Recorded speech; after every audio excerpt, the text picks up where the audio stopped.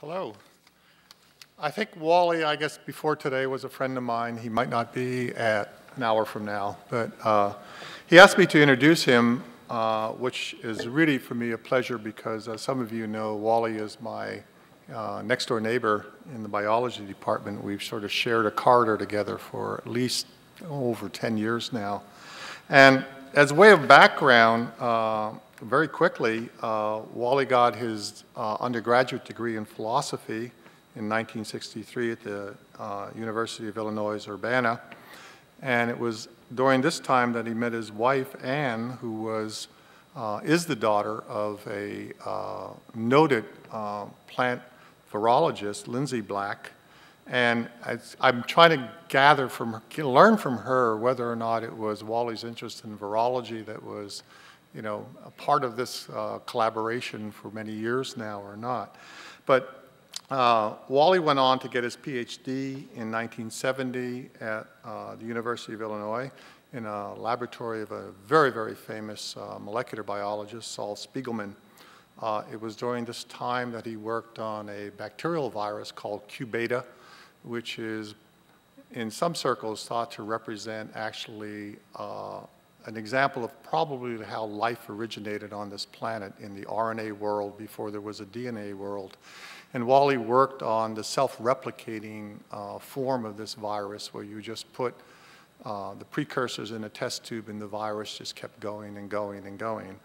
From 70 to 74, he went to the University of California, Berkeley, where he worked in another famous laboratory, that of Michael Chamberlain, where the idea now was to really look at the central dogma of molecular biology. How does DNA encode the RNA, and what are the enzymes that are involved in doing this process?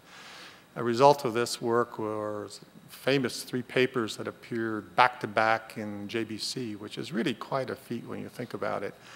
The goal of that work was to understand how the RNA polymerase can recognize a promoter on the DNA, open up the DNA molecule, and be able to read the sequence. And this seminal work showed that the opening of the DNA to form what is called the open complex, for lack of a better term, actually involves unwinding of the DNA for not quite one twist of the helix, opening up 8 bases of the DNA.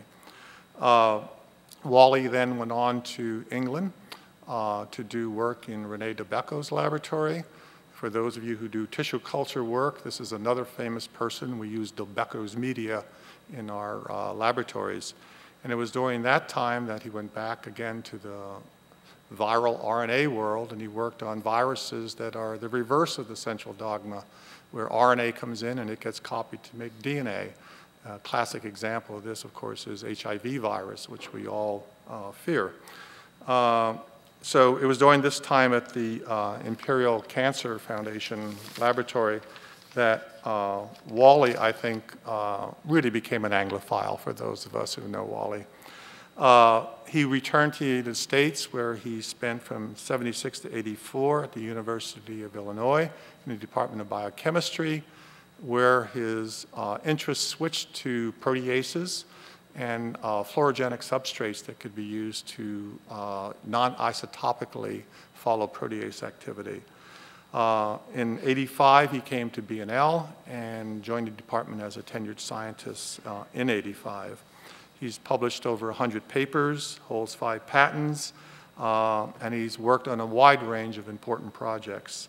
He's worked on plasminogen activation for TPA for clot busting, for those of you who ever unfortunately have a stroke, metastasis of cancer cells and the role of proteases in that area. Some interesting things I saw in his microscope the one day was the malaria parasite actually eating a red blood cell from the inside out by its protease activity.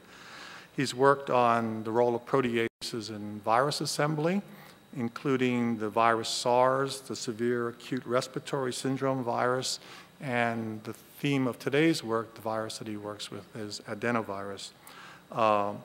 He is an adjunct professor at Stony Brook.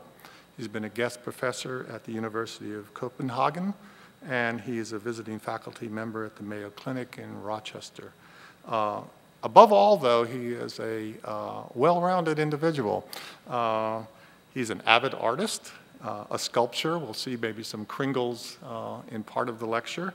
A photographer. He's an opera buff. He's an Anglophile.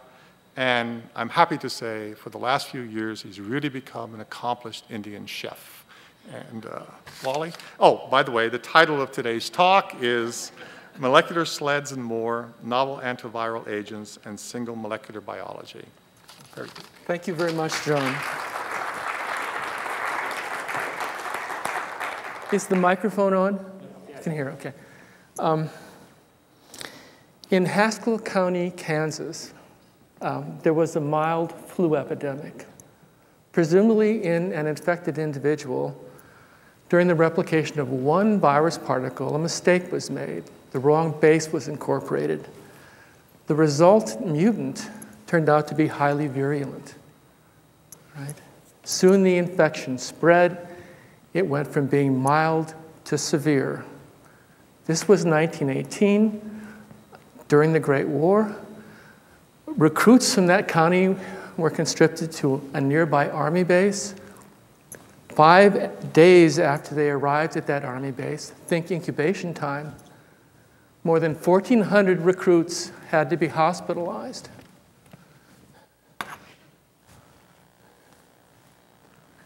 These recruits were sent to the East Coast, where the train stopped. The epidemic was spread. They came to the East Coast. Presumably they came to Brookhaven, right here, where there was Camp Upton in 1918. They were then shipped to Europe. The infection went through Europe, went around the world. More mutations occurred. It went around the world again. In the end, between 50 and 100 million people died of influenza. Now, this was less than 100 years ago. What about nowadays? There's a huge fear among certain people in the academic community about bird flu, a particularly virulent strain of flu that arose in China several years ago, went to North Africa, spread throughout Europe, into England. And we more or less are waiting for it to arrive in the bird migrations in the spring in North America. That form of the virus kills over half the people infected. There are some stories about viruses that have happier and real endings. What about poliovirus? That's an old disease. This is a stone tablet from the 18th dynasty in Egypt. Notice the withered leg and the dropped foot. That's characteristic of a poliovirus infection. And then in the 1950s, Jonas Salk was able to grow poliovirus in African green monkey kidney cells, took the virus that came out and made a vaccine. Poliovirus is no longer of major concern. I'm not going to talk about the statistics for HIV, human immunodeficiency virus, the organism that causes AIDS, but those statistics are approaching the statistics of the 1918 flu virus. 22 million people have died of AIDS. 44 million people are infected by the virus. Right. Now, I give you that rather somber introduction to viruses to illustrate how important they are, and also by way of introducing what we are doing. The objective of the major project in the lab is the development of new antiviral agents. We're using human adenovirus as our model system. This is a cartoon of the virus particle here. It's a protein coat. On the inside, the core is the viral nucleic acid and other proteins. For adenovirus, the nucleic acid is double-stranded linear DNA. It has 36,000 base pairs. Now, for those of you that don't live in this world, let me give you an idea of the sizes involved in what I'm going to talk about. A virus is about 10 to the minus 7 meters. A cell is 100-fold larger. Proteins are 10 to 100-fold smaller. And atoms are around 10 to the minus 10th meters in size. This is an infection of a eukaryotic cell by adenovirus. The virus binds to a receptor, becomes internalized, and enters the nucleus where the virus particle is encoded and the DNA enters. Now that DNA is programmed for 2 major events, the early genes and the late genes. The early genes are the proteins involved in the replication of the DNA. Those proteins are made, the DNA is replicated. That then serves as a template for late gene expression, and that involves the structural components of the virus particle. Those are made, then the new DNA and the new structural components self-assemble, and from one virus particle going in, you end up with 10,000 in the nucleus.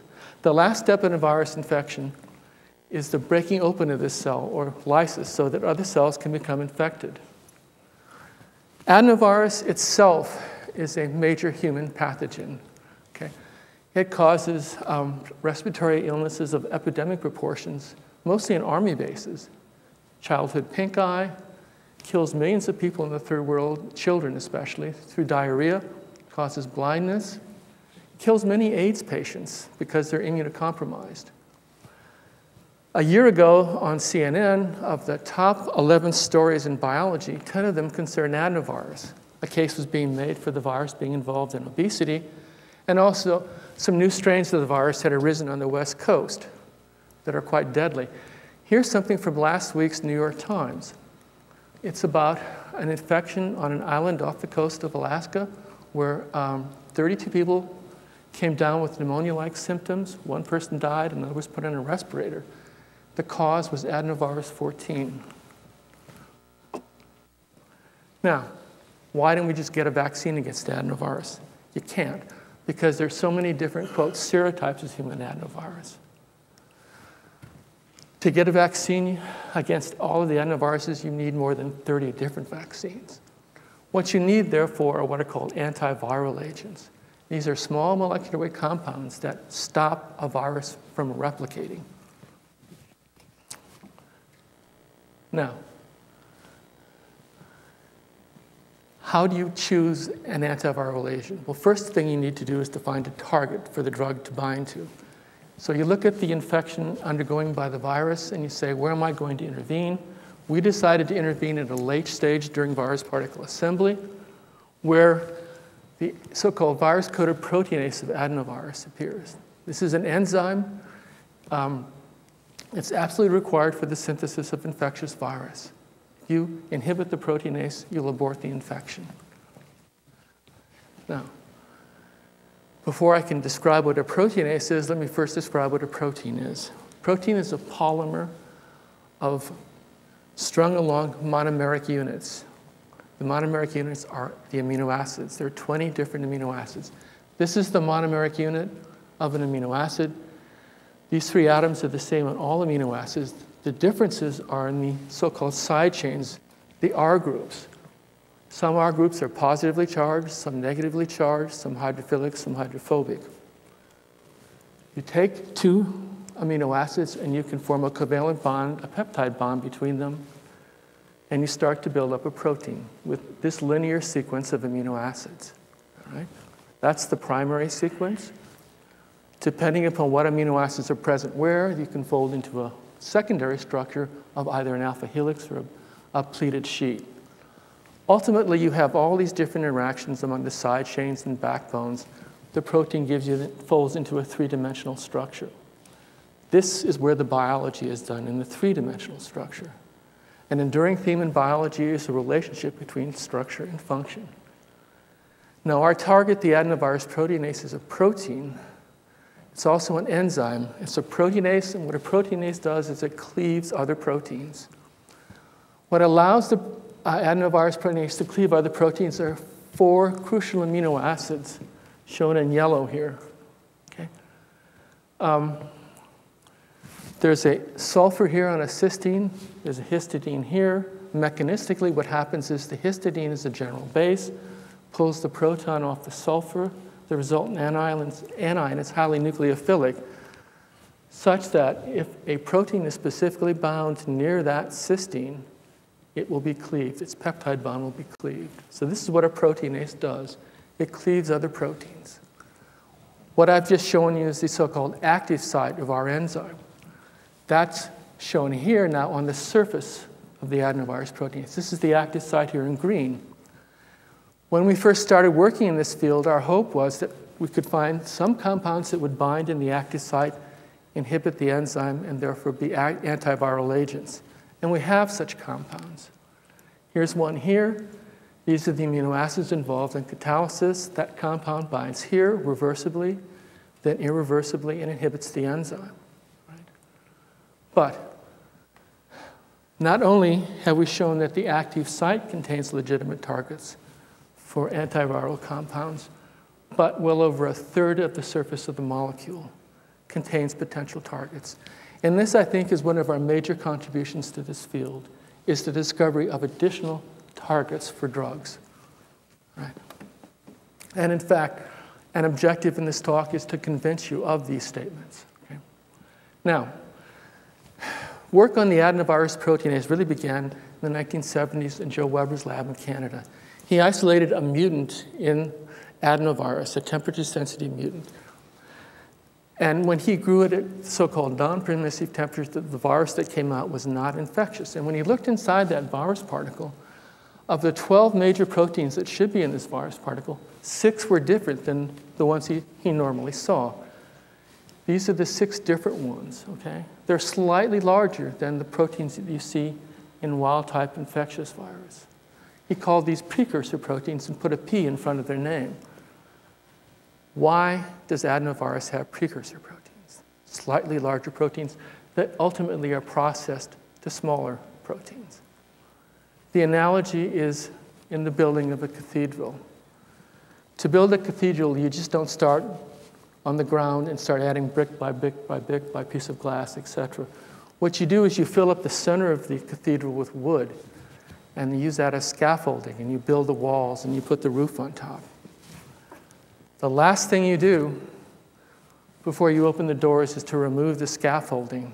The scaffolding in this metaphor are the precursor proteins, and their removal is done by the proteinase. All right. So all of that work led Joe Weber to put forth the following model. That is, late in infection during virus particle assembly, you form the shell of the virus particle. The DNA then enters along with other proteins, and you form what's called the young virion. This is not an infectious virus particle. What happens next is the proteinase cleaves the precursor proteins still present. Now you have an infectious virus particle. Such a model raises 3 questions. One is, what prevents the adenovirus proteinase from cleaving the virion precursor proteins before you form these young virions? And then, of course, what allows them to cleave those proteins after you form the virion? We have answers to these 2 questions at the atomic level. The third question is something that we've been addressing recently. We showed that there are 70 proteinases per virus particle. There are multiple copies of these precursor proteins, and they have to be cleaved 3,200 times. That tells you immediately that for these cleavage reactions to occur, someone's got to move. But there are constraints within that virus particle. This is the inside of a virus particle. This is the viral DNA. Let's say this is the proteinase, and this is one of the precursor proteins. How do these 2 get together? Turns out that the proteinase and the precursor proteins are DNA binding proteins. In this environment, where you have a huge concentration of DNA, they're almost irreversibly bound to the DNA. Okay? Well, you say, well, maybe they can get together if the DNA moves, but the DNA can't move either. It's packed under extremely high pressure, 3 times the pressure inside a bottle of champagne. All right. So the question then is, how do these 2 interact if this stays bound to the DNA and the DNA doesn't move? All right. Now, this is the philosophy behind our approach, okay, for the development of antiviral agent. We hypothesize that knowing how the activity of that enzyme is regulated and knowing crystal structures, that is, where every atom in space is, we should be able to find out where that enzyme is vulnerable to inhibition by compounds that will act as antiviral agents.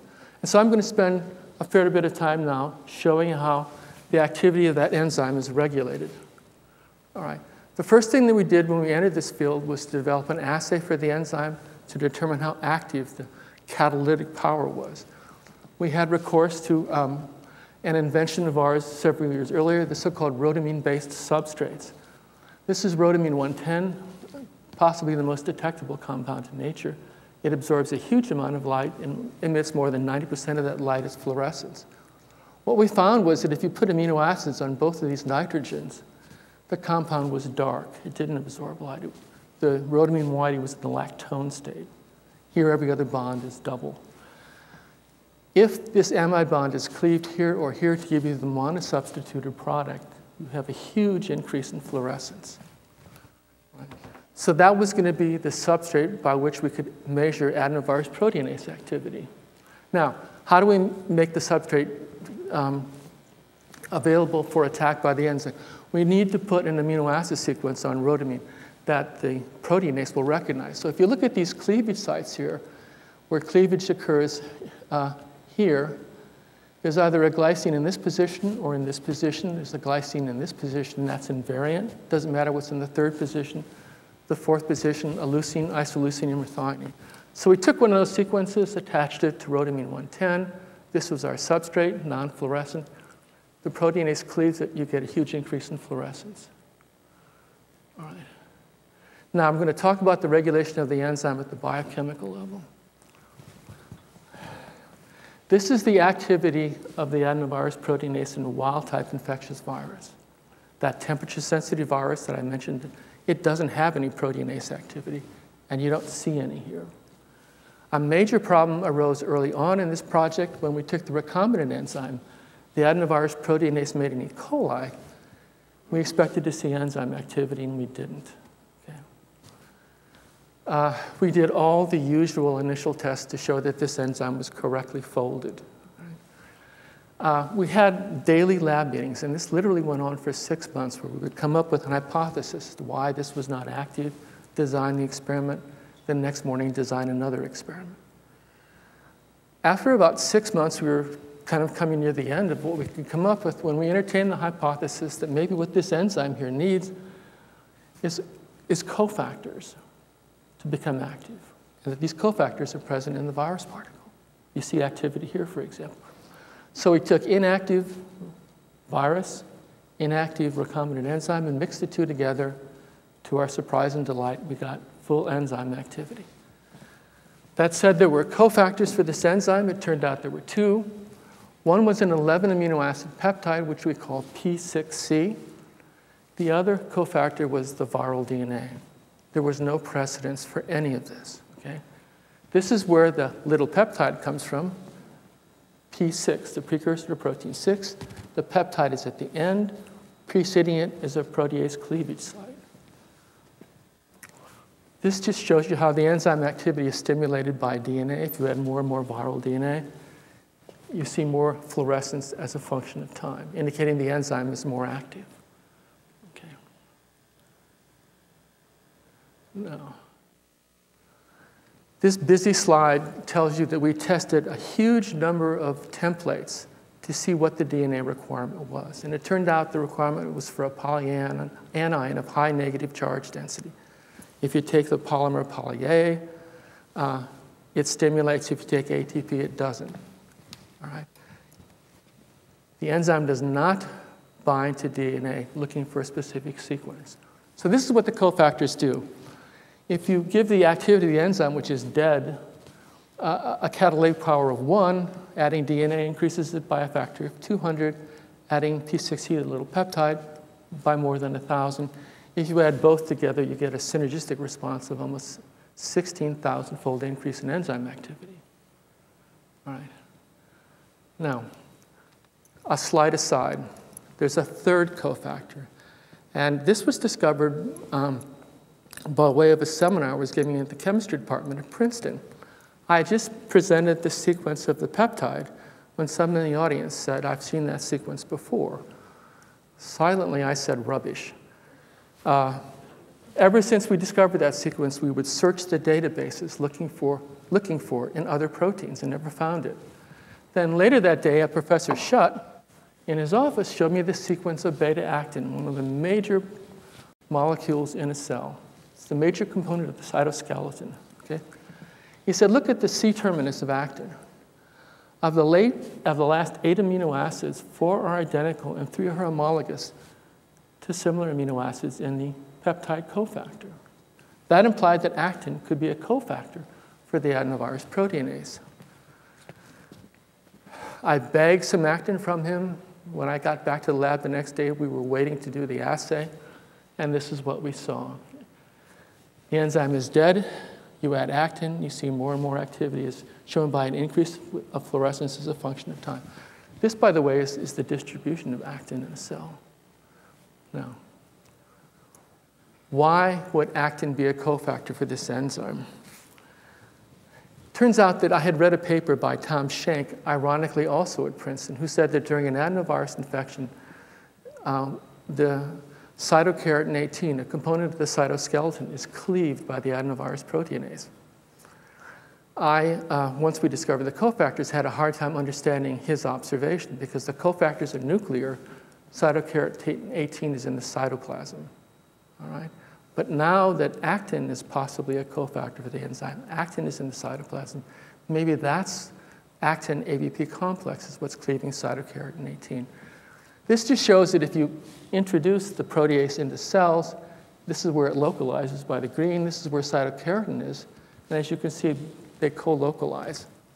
So we did the direct experiment. This is cytokeratin 18, a band on a gel here. If you add the proteinase, the band is not cut. If you add also actin, you now see cleavage. So actin is indeed a cofactor in the cleavage of cytokeratin 18. All right. We've gone on to show that other components of the cytoskeleton are cleaved by an actin ABP complex. What does this mean biologically?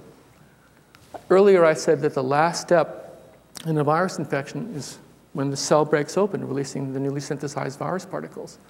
By destroying the cytoskeleton in this reaction, one facilitates the breaking open of the cell. So this does, we think, have a biological meaning. All right. Now, let's go down to the structural level. What kind of an enzyme is an adenovirus proteinase little peptide complex? The enzyme was crystallized, the complex. We went to the light source. We diffracted the enzyme and solved the crystal structure, and that's it here. Trouble at this time was that that enzyme turned out to be unique. There was nothing in the database in terms of nucleic acid sequence like it. So even though we were the first to see this structure, we didn't know where meaning was. We didn't know where to look. So, and that's exemplified by this, this cartoon here. Where do you look? The red cape. All right. So I suggested that we take the adenovirus proteinase P6C complex and see if, when looking at other proteins, you see similarities. And so some of the students thought it looked like the protease sotolysin, others the protease papain.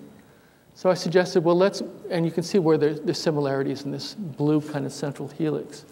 So I said, let's blow up sotolysin to look at its active site, and that's shown up here. If you blow up a similar region in the adenovirus proteinase, there's nothing similar. However, if you do the same for papain, they look identical. These are the 4 amino acids involved in catalysis by papain. You can take the adenovirus proteinase P6C complex and superimpose its 4 amino acids in the same position. That said that the adenovirus proteinase was the first member of a new class of so-called cysteine proteinases. So here's the enzyme here. Those are the ABP P6C complex. These are the 4 amino acids involved in catalysis. This is the groove the substrate lies in. This is where the peptide cofactor is, way down here. And it has a major influence on what happens way up there. All right, so why is the form of the enzyme without the peptide inactive? Took us 5 years, but we got crystals. They turned out to be worth the wait. These crystals diffracted to a ridiculous resolution, less than 1 angstrom. Okay. A carbon-carbon bond is around 1.3 angstroms. We had a fantastic high-resolution structure of the enzyme without the cofactor, and the enzyme is shown here. So now we can compare the inactive and the active forms. These are the 4 amino acids involved in catalysis in the active form. This amino acid is in the same position in both. So is this, so is this. The reason the enzyme is inactive is because the histidine is out of position. So that it can no longer interact with the cysteine. All right. Now the question is, how does the peptide activate the enzyme? Presumably, it moves the histidine down. So first, how does the peptide bind to the enzyme? Here's where this is now our theory, where we think the peptide initially binds here, and it lays down as an extended beta strand. Every amino acid up, down, up, down. When the C-terminus binds, it forms a new pocket. All right. So now how does the binding of that peptide lead to activation of the enzyme? If you look at the differences between the two structures, you see that the differences are only in this region where you see the colors here, not in where you see blue, the two structures are the same. This is the peptide. It looks as if when the peptide binds, changes occur here, go over here, down to here, or up here. It looks as if there are almost two pathways for activation. Now, this is how I want you to view what I'm about to show you. This is a homemade movie, okay? The peptide's going to bind here, and you're going to see a contiguous series of changes as the dominoes fall, giving you an upper pathway and a lower pathway. And what you want is for this this domino to be opposite this domino.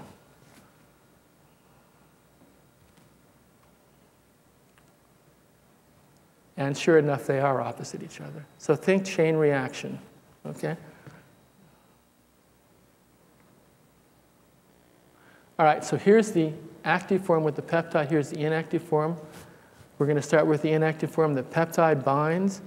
It induces changes, contiguous changes in a common pathway. And then you see changes in this upper pathway here, contiguous changes.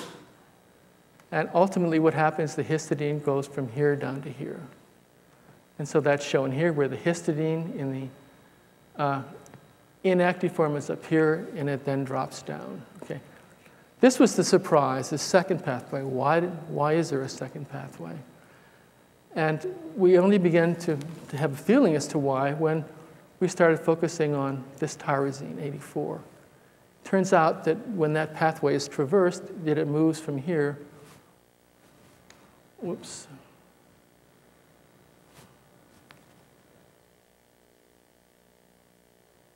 way over to there. Okay. So here's the movement now here. Here's the tyrosine 84. It moves way over here, like about an 11 angstrom move. Well, why does it do that? Well, if you look at the electron clouds around the histidine and then around the tyrosine, the clouds are almost perfect in complementarity. This is a cation pi interaction. The functional result of that is that the cysteine becomes much more nucleophilic. Again, look at the complementarity in the electron clouds. All right. Now, I've just shown you some theoretical models as to how we think the enzyme is activated. We've also begun to do some computer simulations, and I can show you just a few of them. This is this is a quote from Richard Feynman saying that everything that living things do can be understood in terms of the jiggling and the wiggling of atoms. And all I'm going to do is focus on this helix here, which when it's activated goes from helix to a coil to a helix coming out at 90 degrees. So this is what we're going to start with in the simulation, and this is what we're going to end up with. So here's the beginning, and here's the jiggling and wiggling of the atoms. Now, actually, I don't have time to show you this whole simulation because I wanted to show you some newer ones. These were done at the San Diego Supercomputer Center. We're talking about 2.5 nanoseconds of simulated annealing. This experiment used 1,000 nodes, 500,000 CPU hours. The cost was around $400,000. And it was done using a new module for the Amber suite of programs. First, I want to show you what happens to this is the inactive form of the enzyme. And now you start, whoops.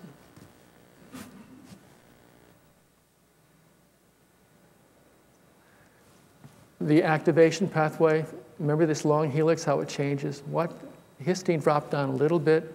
In a minute, it's going to drop down even farther. So this is how we think that reaction occurs. Now, focus on the tyrosine, which is even more dramatic. Here's the tyrosine here.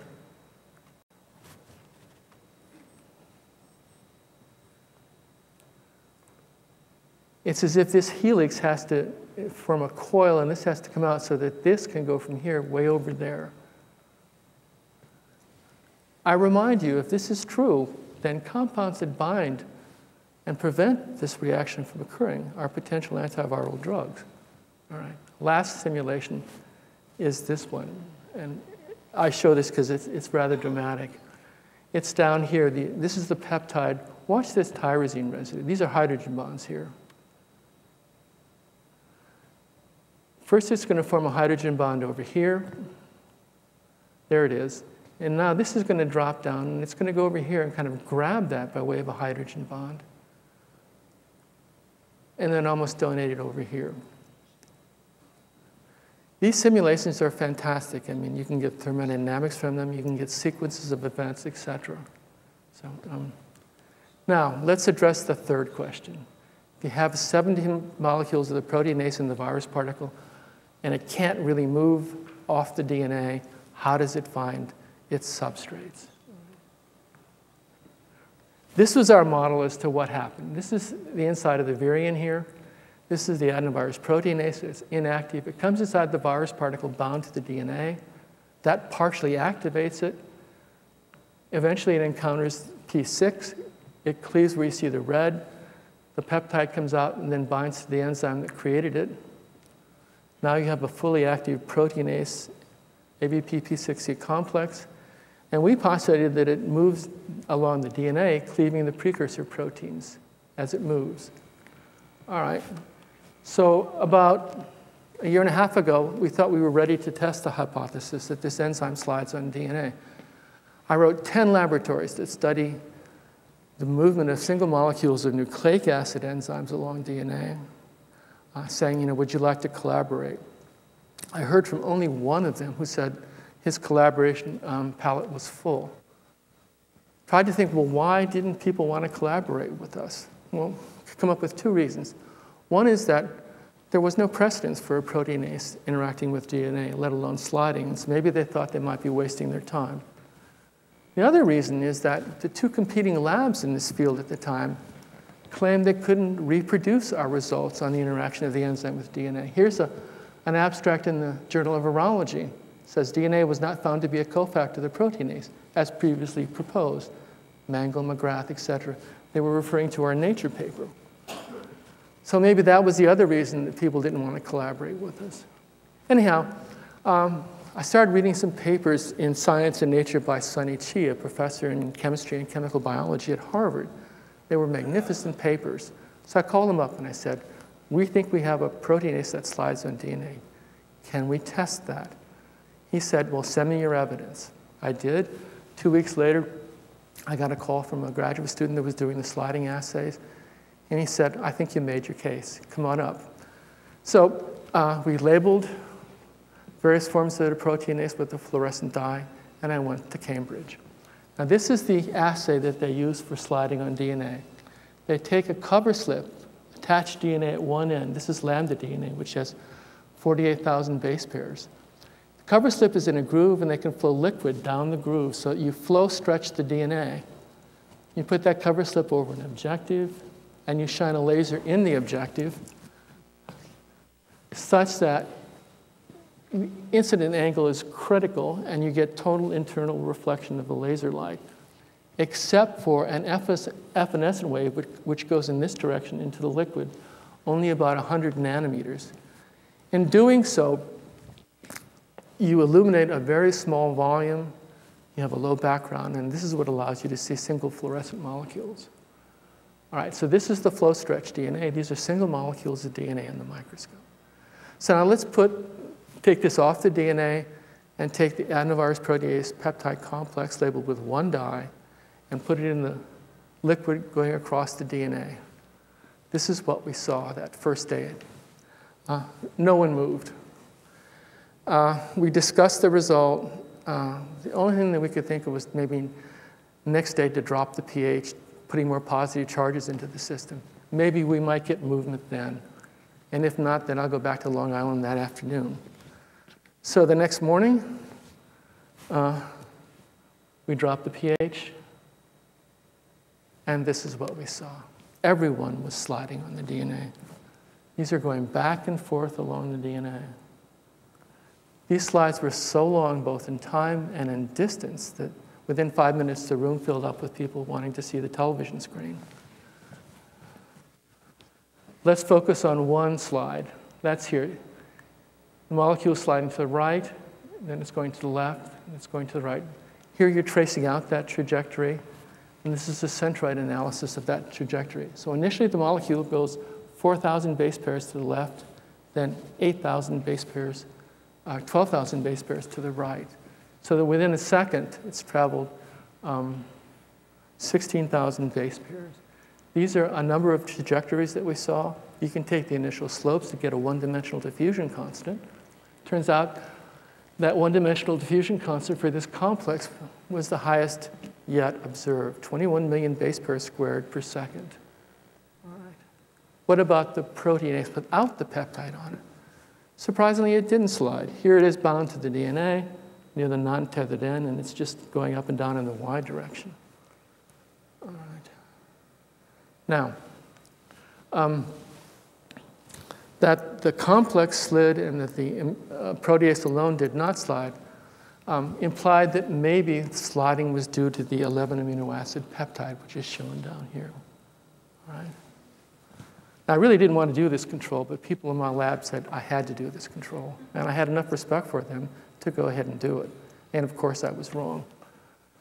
It slid beautifully. This is a slide with just a little peptide going to the right and going to the left. Whoops.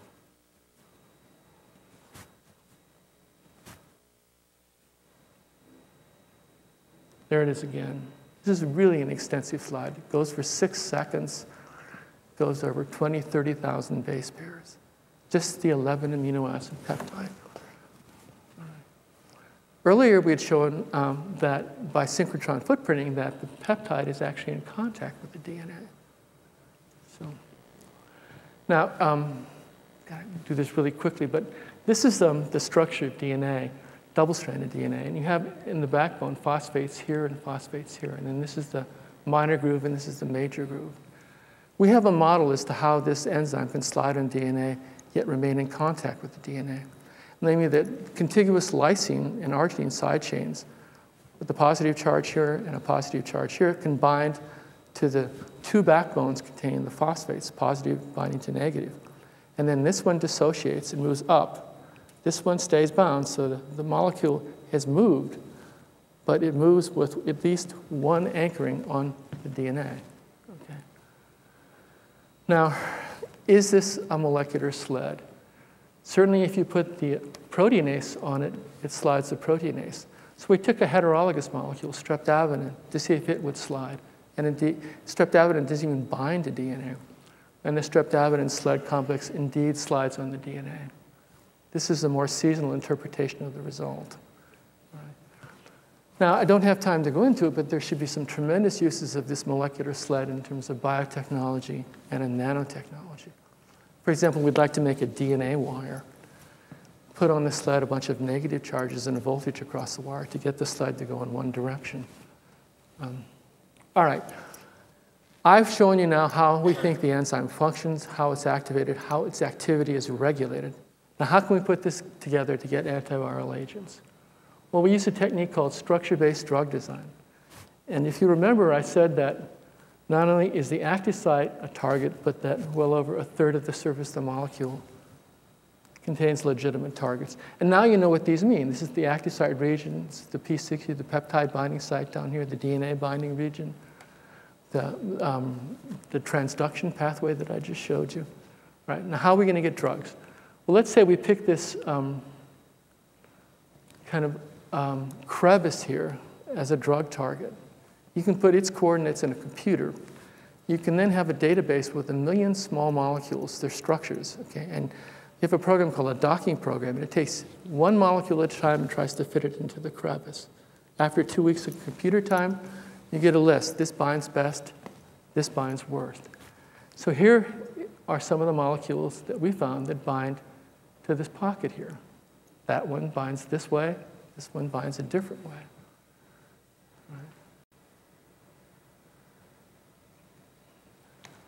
So this is how we're going to get the inhibitors of our enzyme that we hope will be antiviral agents, because now we have a plethora of targets.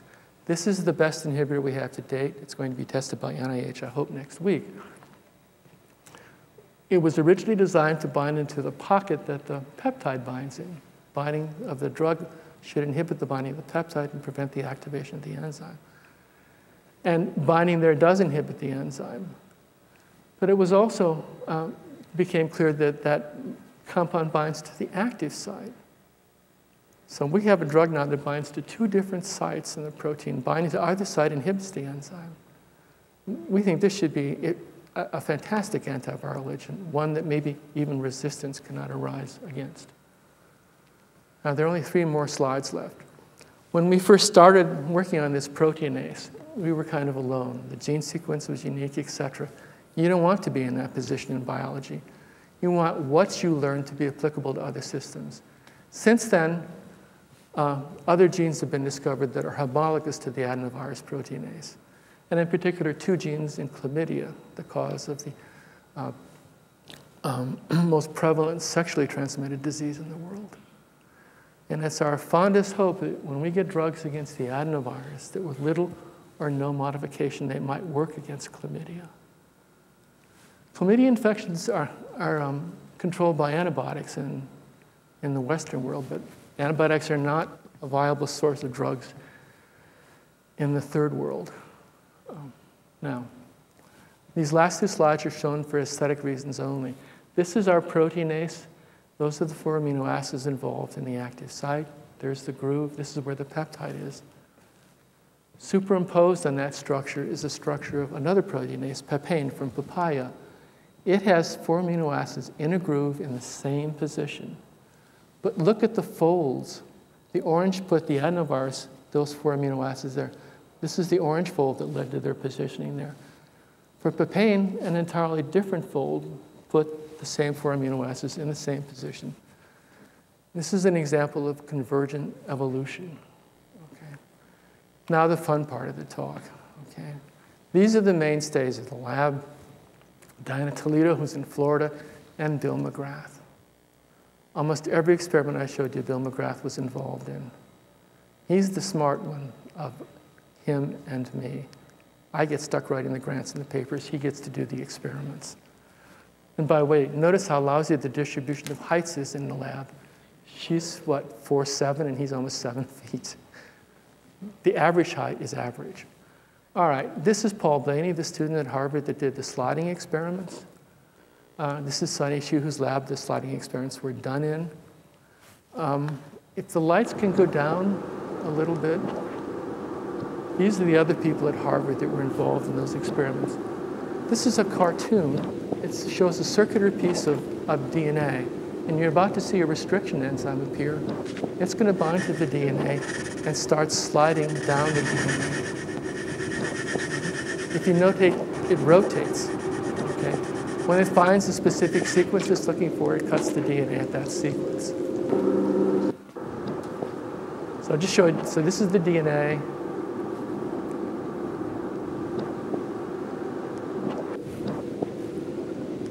Here comes the restriction enzyme. This is the major groove in the DNA. It actually binds in the minor groove. And it slides down the DNA, spinning as it goes.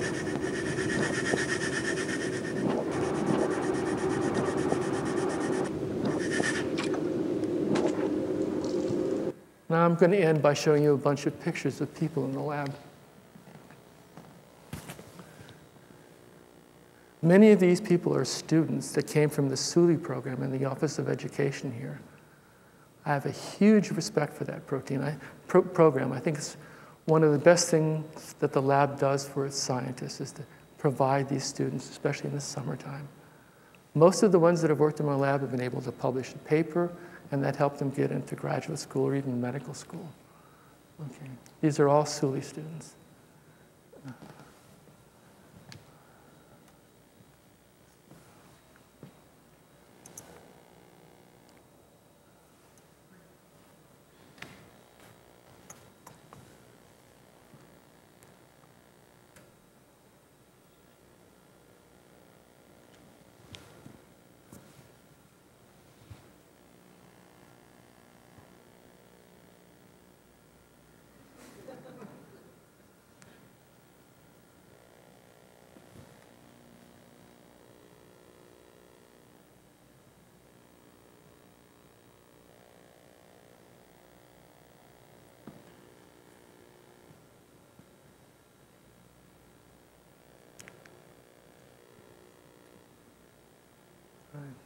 And these are the people on site that have interacted with the lab and helped us doing our research.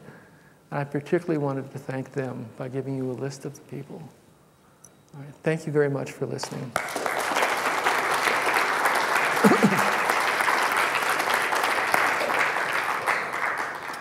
Questions?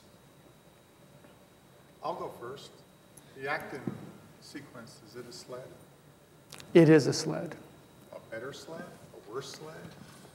It's as good a sled as P6C. The one thing, though, we haven't showed is that if you take actin itself, does it slide? All we know is that the last 8 amino acids are a sled. Yeah. Anyone else? Yeah. Just to continue in this line of questioning, do you have any idea of what function it might do? The fact that beta actin, which you go over as a cell, provides this sled, one of its tail serves as a sled for DNA. Well, we think in that case, probably actin doesn't use the sled as a sled to move down a macromolecule. We think that it provides the sequence that binds to the enzyme to activate it, so that that peptide is a cofactor in actin and not a slider. Yeah, Ed. Do you anticipate that the viral molecule cannot adapt as readily to these agents as, say, to some other drugs? Are you saying that? Can you repeat the question first of all? Yeah. So this viral particle is mutating constantly. What's the likelihood that it can be as effective at adapting to these agents as any other antiviral drug? Well, the point here is that if you have a drug that binds to 2 different sites on the enzyme, even though the enzyme mutates, the odds of 2 mutations occurring to generate resistance is much, much less. That's a spin-off of what's commonly used and called combination therapy. And that's one of the things we want to get into, is how can you design drugs that the organism cannot become resistant to? Okay. What's the molecular mechanism of this movement that move in a rotation, moving the groove of the DNA with some other details of the movement? This is all we know, okay? We have a simulation, as I said, where it looks as if it's binding to the phosphates and going like this. Well, okay, and that's how it moves down the DNA. But this is early days. I mean, that peptide slides on DNA. The next question is, what in that peptide is important for sliding? Can you mimic that with an organic compound? I mean, it's nice to reduce the system even further. Yeah? Would a transcription factor bound to DNA, for instance, blocks the sliding motion? Okay. That's a really, he wants to know if other things are bound to the DNA, does that stop the sliding? That's a great question. It's what I call the traffic problem. Eukaryotic DNA is just full of histones and all sorts of things that bind to it. Is there a passing lane on that DNA? If you bump into something, do you have to fall off? I mean, none of this is known. And these kinds of experiments are what you call low-hanging fruit. I mean, they're really interesting and important experiments, and they're easy to do. Yeah? How is the motion, do you know how the motion is affected by temperature, or is that one of those things? We haven't done that yet. That'd be very interesting. It would be, yeah. The statistics of how Sliding, especially with this system, is incredibly interesting. I have a diffusion constant, but it and that's based on an average, but the breadth of the individual diffusion constants is huge. It's as if there are many different conformations of, say, the peptide protease complex, and they hold those conformations when they bind to DNA, so they slide at slightly different rates. Single molecule biology is incredibly interesting, and much of it is not predictable at the moment.